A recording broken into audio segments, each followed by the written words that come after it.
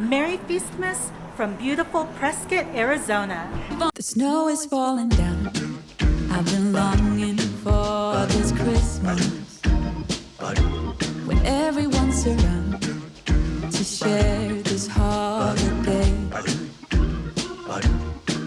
Yes, it's a time of happiness, a time of joy, but now this year is twice as special 'cause I'm hoping for us to fall in love in this winter wonderland. Hi guys. So I am here today to dine in the oldest restaurant in Arizona. It's located in Prescott, Arizona, which is about 2 hours north of Phoenix, and it's called the Palace Saloon. And this place is awesome, like absolutely awesome. It definitely still retains that like old-timey Western feel inside. When you walk in, you actually walk through saloon doors. The employees here are still dressed in the old-timey outfits, and everything is just, it has that authentic feel to it. So there's animal heads on the wall, there's wooden tables, very simple decor. They have a lot of memorabilia from back in the day. Super cool place. It's somewhere that people like Doc Holliday, Wyatt Earp, Big Nose Kate, they all used to be patrons here, which is amazing to consider. So I'm just super stoked to come and experience this. And I'll be honest, the food has good reviews, but that's not really why I'm here. I'm here because of the ambiance. So let me give you guys a quick little tour around the restaurant, show you some of the decor, and then we'll get to the food part.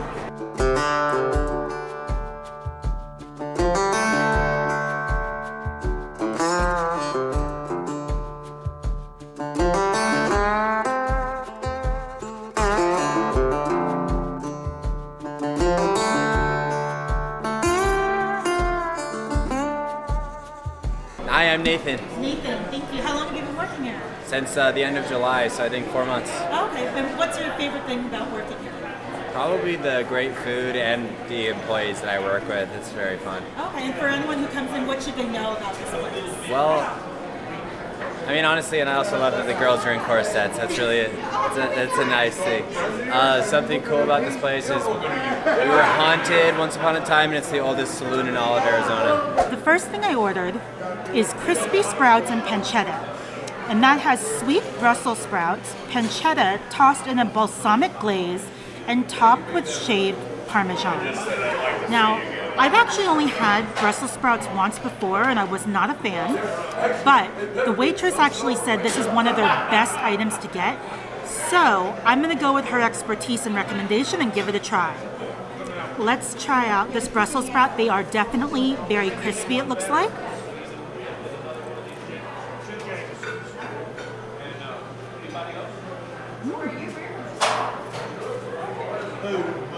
That's actually very good. The balsamic glaze really makes it so that it's not bitter. The last time I had Brussels sprouts, they were very bitter.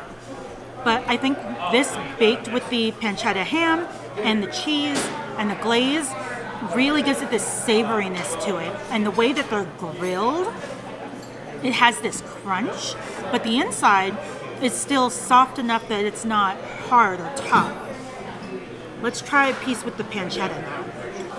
They have really large pieces of pancetta in here now, and I don't know if I've ever actually had pancetta, but I think it's just supposed to be like bacon, right? It's ham, so let's try it.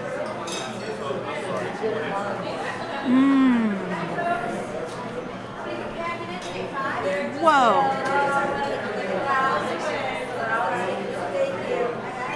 Wow, that's good.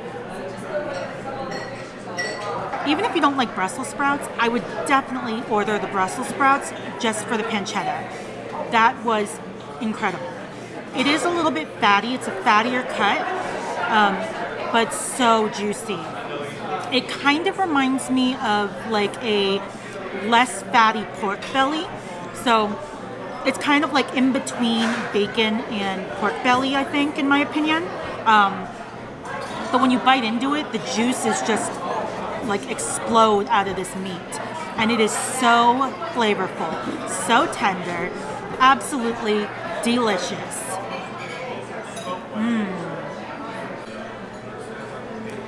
the next appetizer that I ordered is actually called the Stampede Steak Bites. And these are tender breaded steak bites served with a signature tangy dipping sauce. And this was also one of the recommended appetizers that my waitress gave me. So, let's give this a try.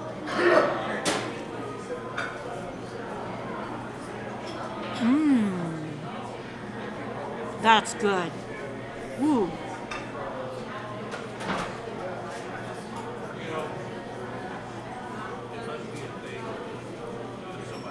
I can see why these are so popular. They are kind of like thin chicken fingers. They kind of remind me of like steak chicken fingers. The steak is very thinly sliced, but it's well seasoned. And then it's breaded and fried. And it gives it that like nice crispy outside, but the steak is very tender, very juicy on the inside. And then that sauce is very good. The sauce reminds me of like a Thousand Island mixed with a barbecue sauce. That's kind of what I'm getting from it. What it is in reality, I have no idea, because they just say it's a tangy sauce. But my taste buds are telling me it's like Thousand Island mixed with barbecue. The last item I ordered was also my server's recommendation, and it is the Ponderosa Prime Dip. It's shaved prime rib, sauteed mushrooms and onions, Swiss cheese, served with the homemade au jus, and it looks like it's actually on a brioche bun instead of a traditional roll. So it's an interesting take on it. It looks and smells so good. See how it tastes though.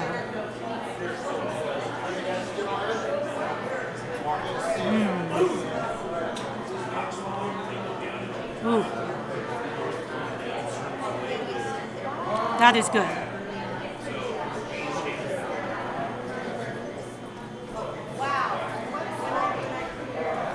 You can definitely taste the grilled onions the most. The sandwich almost tastes like French onion soup in sandwich form. Absolutely delicious though. Okay, I dipped some in the au jus. Let's see how it tastes.